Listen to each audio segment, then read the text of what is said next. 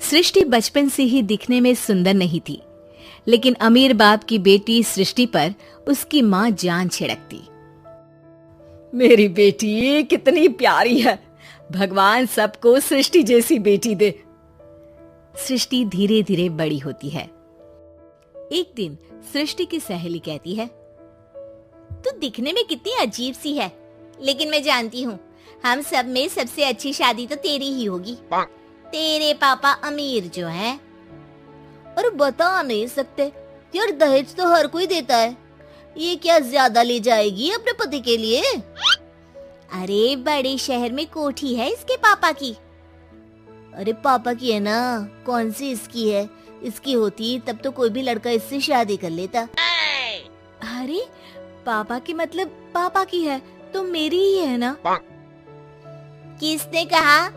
अब तेरी तो तब होगी ना जब तेरा भाई ना हो। वैसे भी शादी के बाद सारी प्रॉपर्टी भाई के नाम होती है।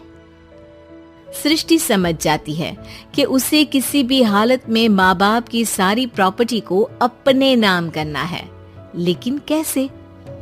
एक दिन सृष्टि का भाई शीनू कहता है, बहन क्या कर रही है? तुझसे एक बात करनी है। अरे हाँ करना, मैं तो तेरी बहन हूँ। बहन मेरी लाइफ में ना एक लड़की है, बहुत अच्छी है। मैं सोच रहा हूँ माँ और पापा से बात करूँ शादी के लिए। सृष्टि को समझ में आ जाता है कि भाई की शादी होते ही भाभी उसे एक दिन भी घर में बर्दाश्त नहीं करेगी। क्या बात है भाई, बताना कौन है वो?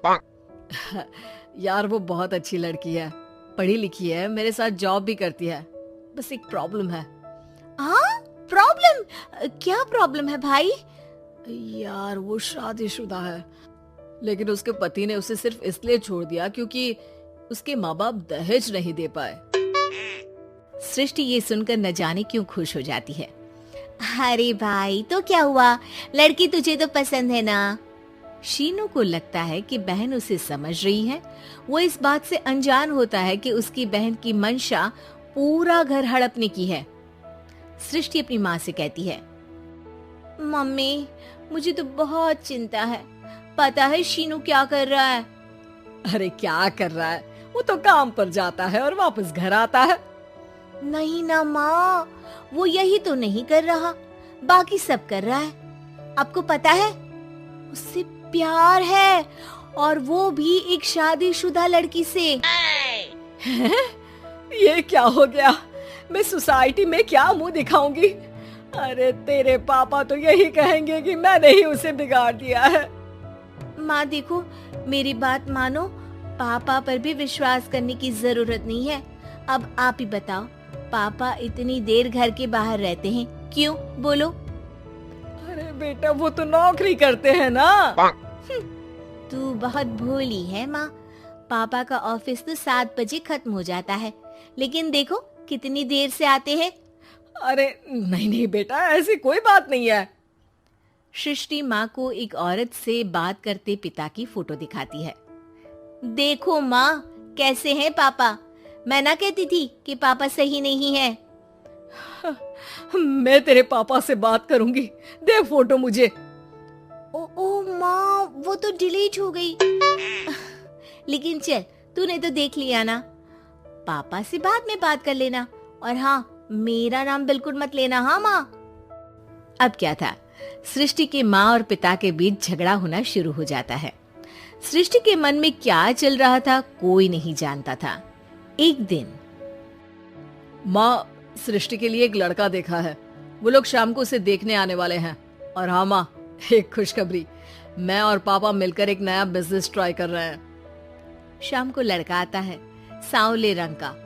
सृष्टि को तो बिल्कुल भी पसंद नहीं आता। लड़की की माँ कहती है, लड़की का चेहरा तो कोई खास नहीं, लेकिन अगर मेरे बेटे को आप लोग सेटल कर दें तो मैं उसकी शादी आपकी बेटी से करवा दूं। सृष्टि को लड़का बिल्कुल पसंद नहीं था। उसे भाई पर गुस्सा आ जाता है। लड़के वालों के जाने के बाद कहती है, माँ देखा शीनू मेरे लिए कैसा लड़का लेकर आया, न दिखाने लायक न सुनने लायक, सेटल भी नहीं, वो भी हम करे।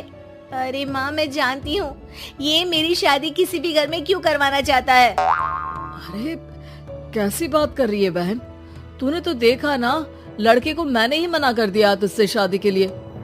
जिसने लड़का बताया था उसने उसकी बहुत तारीफ की थी। बात आई गई हो जाती है, लेकिन सृष्टि का मन शांत नहीं होता। क्या करूँ, कुछ समझ में नहीं आ रहा। मेरी शादी हो गई तो ये लोग पूरी प्रॉपर्टी शीनू के नाम कर देंगे, मेरे हाथ तो कुछ लगेगा ही नहीं। तभी सृष्टि को आइडिया आता है। वो किसी वकील को फोन करती है।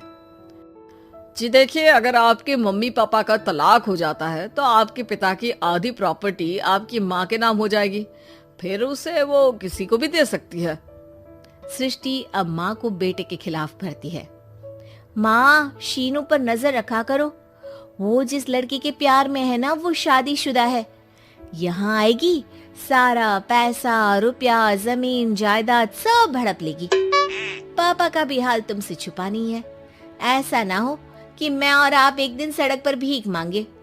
हे भगवान, मैं तो जीते जी मर जाऊंगी अगर ऐसा हो गया तो। ऐसा हो गया नहीं माँ, ऐसा ही होगा। अभी समय है, आगे का सोच लो। मैं तो कहती हूँ पापा से आधी प्रॉपर्टी लेकर अलग हो जाओ। पापा की आधी प्रॉपर्टी भी हम लोगों को अगर मिल जाती है ना तो अगले 7 जन्म सफल समझो। बेचारी माँ बेटी के कहने पर पति से तलाक लेकर अलग हो जाती है। सृष्टि अब पैसों से गाड़ी और अपने दूसरे महंगे शौक पूरे करने लगी। उसके दोस्त भी उसके पैसे इस्तेमाल करते। सृष्टि, कल तुम कहाँ थी? मैं सारा दिन घर पर अकेली थी। तो मैं क्या करूं? मैंने ठेका तो नहीं लिया है ना तुम्हें संभालने का। माँ को सृष्टि से ये उम्मीद नहीं थी। वो बैठकर रोने लगती है। वहीं उसका पति यानी कि सृष्टि के पिता आ जाते हैं। मैं जानता था कि तुम्हारा यही हाल होगा, तो आपने मुझे रोका क्यों नहीं? मैं रोकता तो तुम रुकती क्या? सृष्टि के कहने पर तुमने मुझ पर, अपने बेटे पर शक किया, लेकिन तुम ये भूल गई कि कैसे हम दोनों ने मिलकर जीवन में इतना सब खड़ा किया। माँ पति के गले लग जाती है। मुझे माफ कर दीजिए, मैंने आपकी कमाई का एक बड़ा हिस्सा गवा दिया। कोई बात नहीं, तुम साथ हो तो मैं ऐसी 7 प्रॉपर्टी खड़ी कर दूंगा। तभी वहाँ सृष्टि आ जाती है रोते हुए। माँ, मयंक ने मुझे छोड़ दिया। वो बोल रहा था जब तक मेरे पास पैसे थे तब तक ही वो मेरे साथ था। पापा, माँ, मुझे माफ कर दीजिए।